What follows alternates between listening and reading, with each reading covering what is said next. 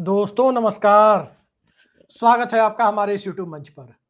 दोस्तों, बिहार का चुनाव अब दिलचस्प दौर में पहुंचता हुआ दिखाई दे रहा है और आज की तारीख में कोई नहीं कह सकता कि किसी गठबंधन को पूर्ण बहुमत मिलने का भरोसा मिल गया है। 10 दिनों पहले तक जो हालात थे, एब्सोल्यूट मेजोरिटी की हालत दिखाई दे रही थी कि एनडीए गठबंधन शायद 10,000 रुपए वाली स्कीम के सहारे आगे बढ़ गया है। लेकिन जैसे जैसे चुनाव आगे बढ़ रहा है, 10,000 रुपए पर बुनियादी मुद्दे भी अपना असर छोड़ते जा रहे हैं। इन सब के बीच आदर्श आचार संहिता के बीच में पैसे बांटने का सवाल भी उठा और राजद के सांसद मनोज झा ने एक खुली चिट्ठी भी लिखी है कि आखिर कैसे इलेक्शन के नोटिफिकेशन के बाद, चुनाव की अधिसूचना जारी होने के बाद 10-10 हजार रुपए बांटे जा रहे हैं। लेकिन खैर, अब आज की तारीख में गोदी मीडिया के दौर में गोदी संस्थाओं का दौर चल ही रहा है, तो उस पर हम चर्चा करें।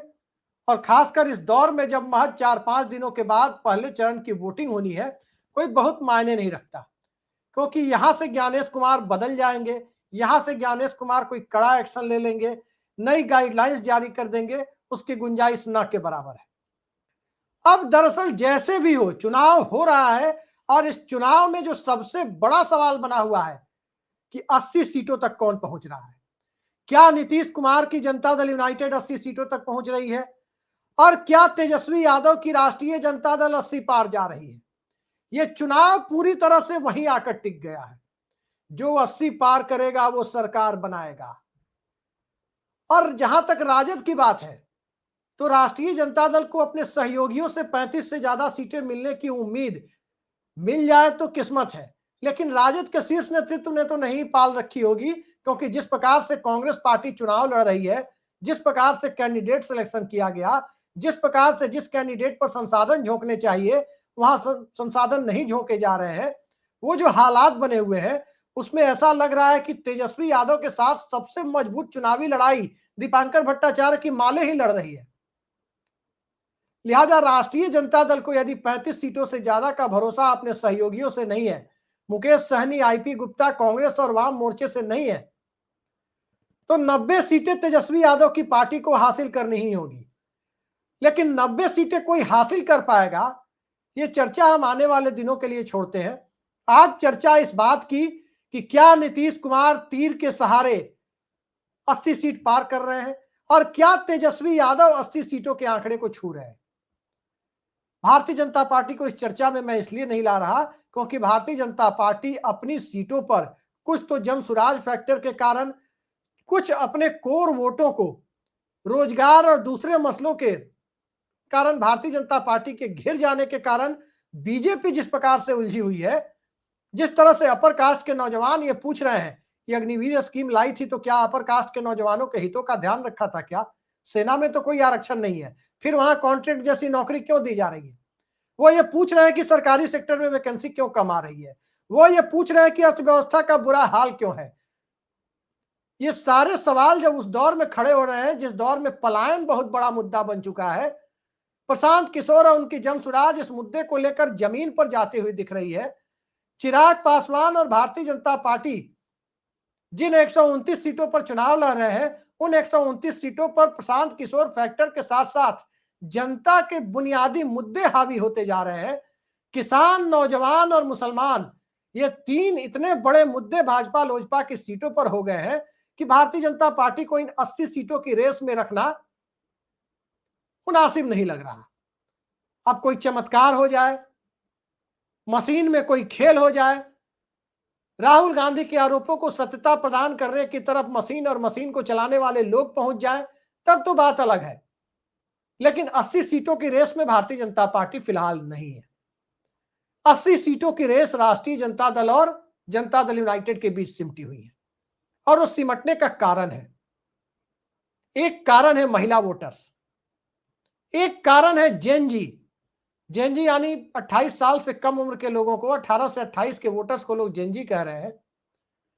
लेकिन मुझे लगता है कि उस जेनजी के दायरे को थोड़ा व्यापक बनाकर 35 साल कर देना चाहिए, क्योंकि सरकारी नौकरियों में 35 साल तक या किसी के लिए अप्लाई करने के लिए ज्यादातर वैकेंसी में 35 साल की उम्र सीमा है।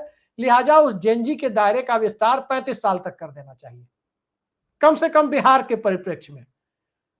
और जब जेनजी की बात हम कर रहे हैं, यानी 35 साल की बात कर रहे हैं, 18 से 35 के एज ग्रुप वाले वोटर्स की बात, तो वहां पुरुषों के बीच तेजस्वी यादव दिखाई दे रहे हैं, लेकिन महिलाओं के बीच, लड़कियों के बीच नीतीश कुमार का जादू सर चढ़कर बोल रहा है। यह बात अब करीब करीब तय दिखाई दे रही है।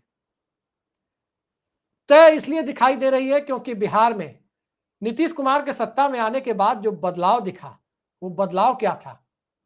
एक प्रभावशाली वोटर समूह के तौर पर महिलाओं की उपस्थिति, चाहे वो जीविका के माध्यम से हो, चाहे वो साइकिल बांटने वाली योजना के माध्यम से हो, किसी भी माध्यम से हो। और 2020 के विधानसभा चुनाव में चिराग मॉडल के अलावा जो फैक्टर तेजस्वी यादव के उभार के लिए उत्तरदायी था, वो फैक्टर ये था कि नौजवानों के बीच पढ़ाई, दवाई और कमाई, ये 3 मुद्दे बहुत बड़े मुद्दे बने हुए थे। ये बात जरूर है कि हर परिवार में एक सरकारी नौकरी, 2.25 करोड़ परिवार बिहार में है लगभग, उसमें एक सरकारी नौकरी, ये बात किसी के गले उतरती नहीं है। लेकिन इतना तो लोग मान रहे हैं कि 20-25 लाख तो सरकारी नौकरी देंगे ही। 20-25 लाख सरकारी नौकरी देंगे तो नौकरी जिनको मिलेगी उनको फॉर्म बेचने वाले, कोचिंग चलाने वाले, कोचिंग वाले इलाकों में टिफिन चलाने वाले, फोटो स्टेट चलाने वाले, इन सबको तो रोजगार मिल ही जाएगा।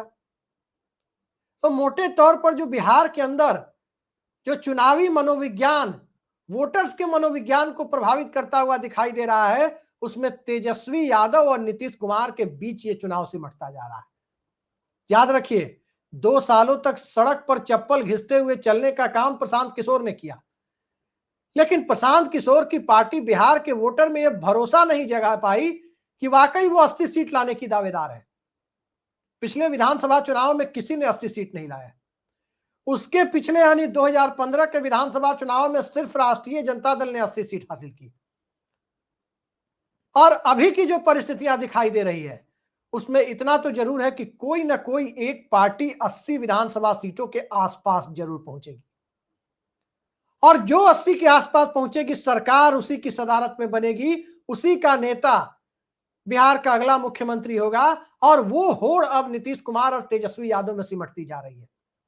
तो एक तरफ महिला वोटर्स, दूसरी तरफ जेनजी के बीच में भी जेंडर के आधार पर, लैंगिक आधार पर जो पुरुष और महिलाओं का वोट है, वो वोट, और तीसरी तरफ बिहार के अंदर जिस प्रकार से मंडल और कमंडल की रस्साकसी में मंडल अक्सर भारी पड़ता रहा है, वो भी एक फैक्टर है। और वो फैक्टर जनता दल यूनाइटेड वाली सीटों पर तो एनडीए गठबंधन के लिए नुकसानदायक साबित नहीं हो रहा, लेकिन भाजपा लोजपा वाली सीटों पर कहीं ना कहीं कमंडल के ऊपर जो मंडल भारी पड़ता हुआ दिखता है, संविधान बचाने की भावना भारी पड़ती हुई दिखती है। और उन सबको हवा देने के लिए लोकसभा चुनाव के वक्त से ही भाजपा के नेता, कुछ नेता जो संविधान बचाने की बात, संविधान बदलने की बातें करते हुए दिखाई देते हैं, वो जनता दल यूनाइटेड के कोर वोटर्स के एक बड़े हिस्से को भारतीय जनता पार्टी के खिलाफ ले जाते हुए दिखाई दे रहे हैं। 3 वोटर है मोटे तौर पर जनता दल यूनाइटेड के। राष्ट्रीय जनता दल का तो एक फिक्स वोटर है कि बिहार के 14% यादवों पर उनका एक तरफा असर है। भारतीय जनता पार्टी का वोटर फिक्स नहीं तो कमोबेश भारतीय जनता पार्टी को वोट दे देने की मानसिकता से ही वोट करता है। हालांकि प्रशांत किशोर फैक्टर उसे बहुत बुरी तरह प्रभावित कर रहा है, और नरेंद्र मोदी सरकार के 11 सालों का काम बोलता है या कारनामा बोलता है, ये परिस्थितियां भी प्रभावित करने की स्थिति में जा रही है।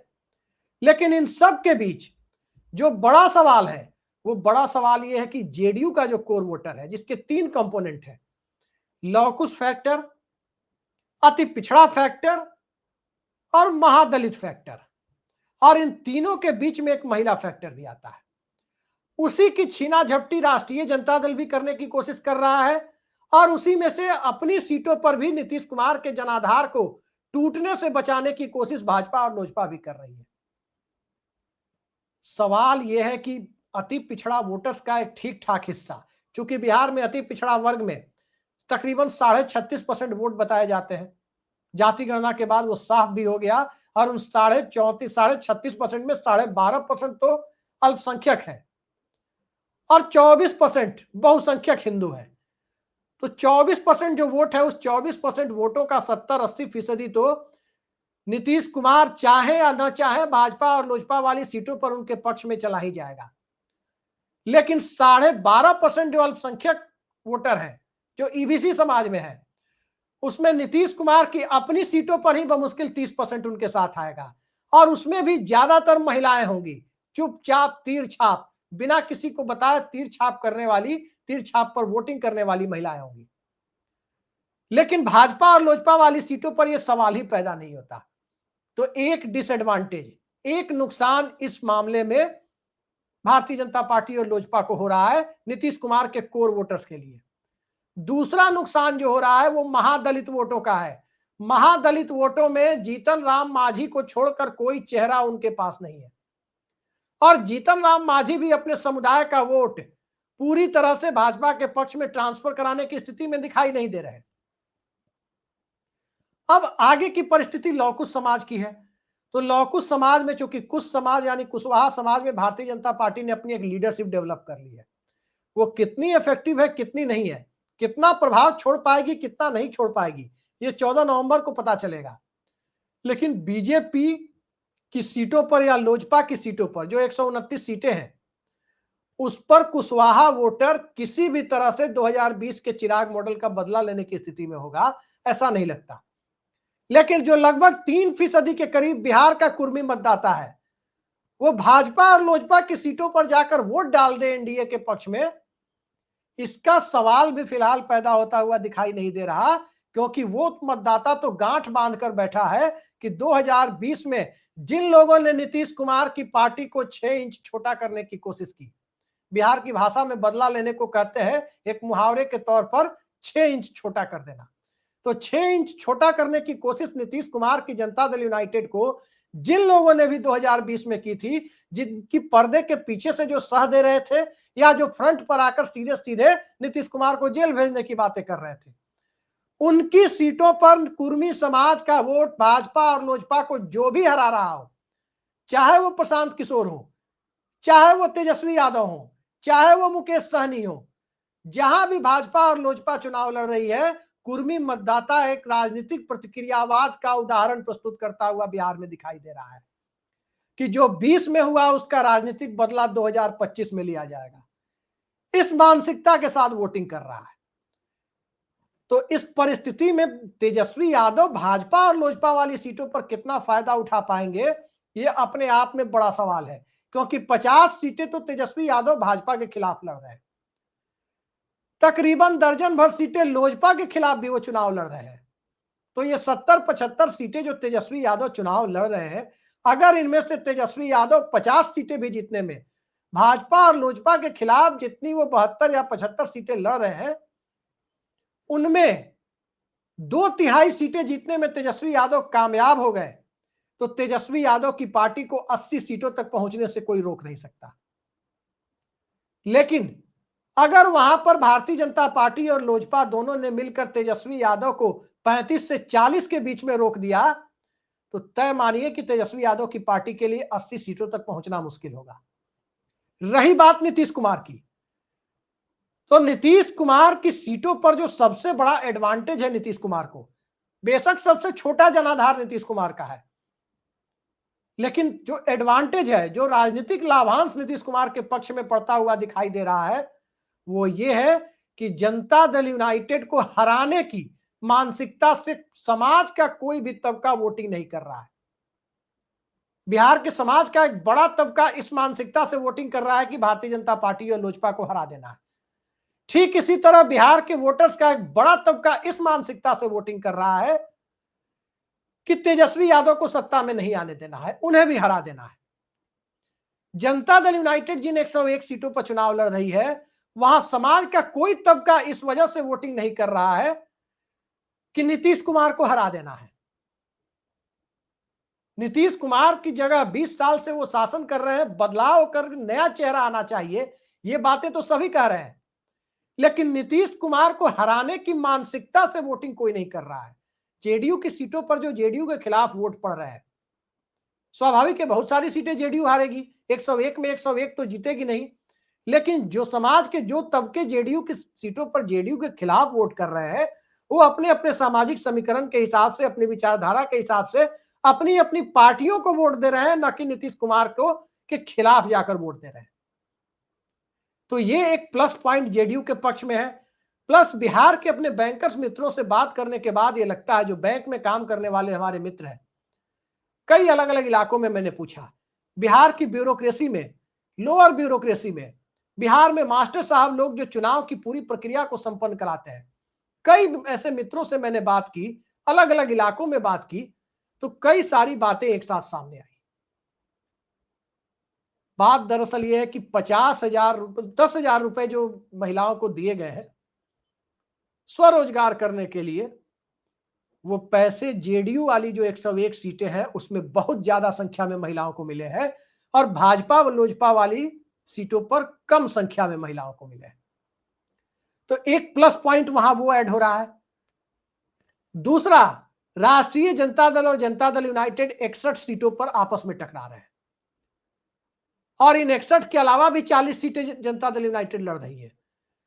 40 सीटें जो जनता दल यूनाइटेड इन 61 के अलावा लड़ रही है, अगर उन 40 सीटों में से जेडीयू ने 30-32 सीटें हासिल कर ली, जहां उसकी राजद के साथ सीधी लड़ाई नहीं है और लालटेन ही तीर है और तीर ही लालटेन है का अंदरूनी नैरेटिव जो चल रहा है, खासकर यादव समाज और कुर्मी समाज के बीच में बिहार में, कि भारतीय जनता पार्टी को सत्ता से कैसे बाहर रखना है, कैसे नागपुर के पूरे प्लान को विफल करना है, कैसे संविधान बचाना है, कैसे आरक्षण बचाना है, इस तरह की मानसिकता के साथ, इस साइकोलॉजी के साथ, इस तरह की के मनोविज्ञान के साथ जो वोटिंग हो रही है, उसमें 40 सीटें जेडीयू ऐसी लड़ रही है जिसमें उसकी लालटेन के साथ लड़ाई नहीं है। और वाकई अगर वहां 30 से 32 या 35 सीटें जेडीयू जीतने में कामयाब हो गई, तो जेडीयू 80 पार भी जा सकती है, क्योंकि राजद के खिलाफ जो लड़ाई हो रही है 60 सीटों पर, उन 60 सीटों पर यदि हम स्थितियों को देखें, 61 सीटों पर दरअसल, उन 61 सीटों पर हम देखें तो 2-3 बातें साफ होती हैं। पहली, पिछड़े वर्ग यानी ओबीसी ईबीसी वर्ग के वोटों का विभाजन यादव बनाम गैर यादव की बाइनरी पर होना तय है। दूसरी बात, इन 61 सीटों में जहां भी अपर कास्ट कैंडिडेट राष्ट्रीय जनता दल के नहीं है, मतलब तकरीबन 52-53 सीटों पर, वहां पर अपर कास्ट का वोट एनडीए के पक्ष में यानी जनता दल यूनाइटेड के पक्ष में जाना तय है, क्योंकि जेडीयू वाली सीटों पर प्रशांत किशोर ने भी बहुत कम संख्या में अपर कास्ट कैंडिडेट उतारे हैं।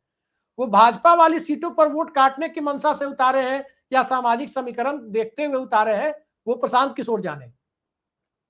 लेकिन जेडीयू वाली सीटों पर अपर कास्ट के कैंडिडेट बहुत कम संख्या में प्रशांत किशोर ने उतारे हैं। तो जेडीयू की सीटों पर अपर कास्ट के वोटर के सामने 2020 की तरह वो विकल्प नहीं है कि वो चिराग पासवान के कैंडिडेट की तरफ जाकर भाजपा ही लोजपा है और लोजपा ही भाजपा है करता हुआ दिखाई दे।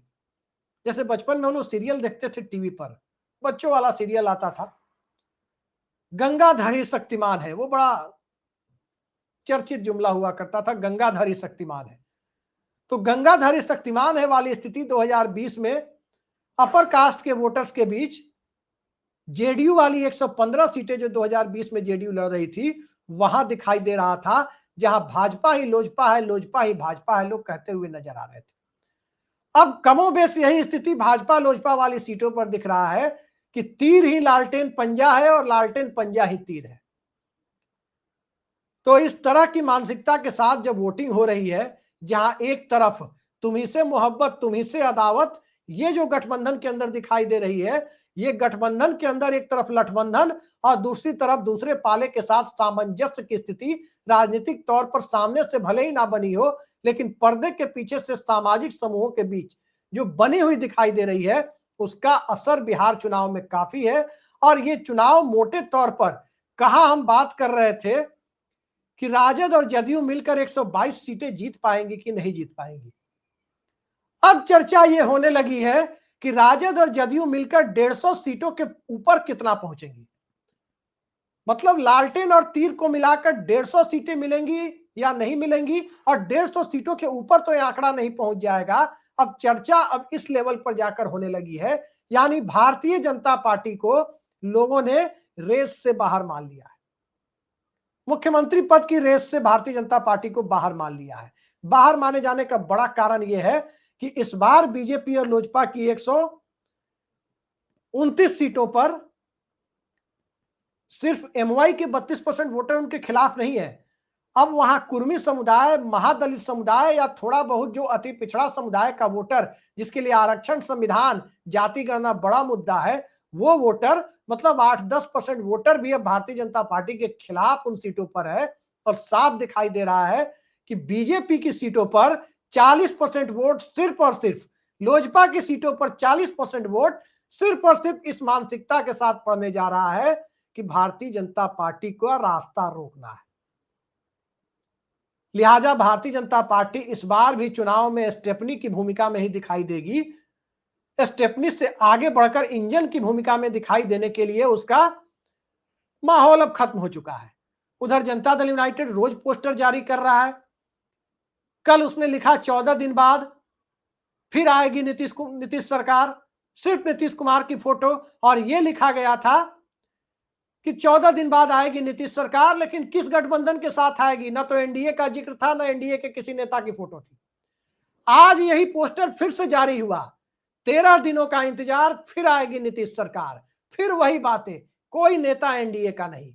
तो नीतीश कुमार के लिए नीतीश सबके हैं वाली बात जो कही जा रही है, तो नीतीश वाकई सबके हैं। और क्या इस मानसिकता से पोस्टर जारी करके, ऐसे पोस्टर जिसमें एनडीए के किसी नेता की फोटो नहीं है और ना ही एनडीए शब्द का इस्तेमाल है, सिर्फ एक ही शब्द का इस्तेमाल है, 13 दिन बाद फिर आएगी नीतीश सरकार, तो नीतीश सरकार का स्टेपनी कौन होगा, इस मानसिकता के साथ जब वोटर्स को संदेश दिया जा रहा है कि जहां जनता दल यूनाइटेड है वहां तो जमे रहो, जहां जनता दल यूनाइटेड नहीं है स्वविवेक से, अंतरात्मा की आवाज से वोटिंग करने की हद तक चले जाओ। राजनीति में अंतरात्मा की आवाज सिर्फ राष्ट्रपति के चुनाव में नहीं सुनी जाती। अंतरात्मा की आवाज पिछली बार भारतीय जनता पार्टी के वोटर ने जेडीयू की सीटों पर भी वो दिखाते हुए नजर आए थे, जब अंतरात्मा की आवाज पर भाजपा ही लोजपा है, लोजपा ही भाजपा है हो रहा था। अब वही बारी जेडीयू के कोर वोटर्स की है, और इन सब के बीच जेएनजी का जो रोल है, उसने तेजस्वी यादव के पक्ष में एक माहौल बना दिया है। लेकिन जेएनजी के भीतर एक बड़ा और डिवोटेड वोटर, बड़ी संख्या में बूथ पर पहुंचकर लोकतंत्र के महापर्व में हिस्सा लेने वाला वोटर, वो महिलाओं का वोटर है, आधी आबादी का वोटर है। और आधी आबादी जब वहां पर बड़ी भूमिका निभा रही है, तो उस आधी आबादी के बीच अब भी फर्क दिखाई देता है। मैं फिर कहता हूं अपने दर्शकों को कि जरा तेजस्वी यादव की रैलियों को देखिए और नीतीश कुमार की रैलियों को देखिए। तेजस्वी यादव की रैलियों में महिलाओं की संख्या नाम मात्र की दिखाई देगी, और नीतीश कुमार की रैलियों में महिलाओं की संख्या ही दिखाई देगी ज्यादा। वहां पुरुष ही अल्पसंख्यक दिखाई देंगे उनकी सभाओं में। ये एक फर्क है, और इस फर्क के दायरे में अब ये कहना मुश्किल हो पा रहा है कि 80 पार कौन जाएगा। नीतीश कुमार की तीर छाप वाले कैंडिडेट जाएंगे या तेजस्वी यादव के लालटेन छाप वाले कैंडिडेट जाएंगे। लेकिन इतना जरूर है कि 80 सीटें हासिल करने की होड़ में यही दोनों बने हुए हैं, और जो हासिल करेगा उसका नेता मुख्यमंत्री पद की शपथ लेगा। अब वो नीतीश कुमार हो या तेजस्वी यादव हो, बिहार की 243 सीटों में से असल खेल इन्हीं सीटों पर होना है, जहां 61 सीटें जदयू बनाम राजद की है। इन 61 सीटों के अलावे 40 सीटें और 40 और 82 122 सीटें और है, जहां राजद और जदयू के कैंडिडेट आमने सामने टकरा नहीं रहे हैं। यानी 61 सीटें राजद बनाम जदयू और 122 सीटें, कुल 183 सीटों का जो खेल है, उन 183 सीटों में से मैं फिर बता दूं, राजद बनाम जदयू 61, उसके अलावा जदयू 40 और उसके अलावा आरजेडी 82, यानी 122 प्लस 61 183 सीटों का जो चुनाव है। इन 183 सीटों में 150 सीटें हासिल करने की जो होड़ है, यही होड़ डिसाइड करने जा रही है बिहार विधानसभा में अगले 5 साल तक सियासत किस रूप में होनी है। तो देखते जाइए। आज 1 तारीख है, 5 दिनों के बाद आधा बिहार इस वक्त तक वोट कर चुका होगा, उनका जनादेश मशीनों में बंद हो चुका होगा, और मशीनें ईमानदार निकली। अगर मशीनें ईमानदार निकली, मशीनों ने झूठ बोलना नहीं सीखा, तो तय मानिए कि बिहार के अंदर बहुत बड़ा राजनीतिक खेल होने जा रहा है। इंतजार कीजिए। आज के लिए इतना ही। नमस्कार।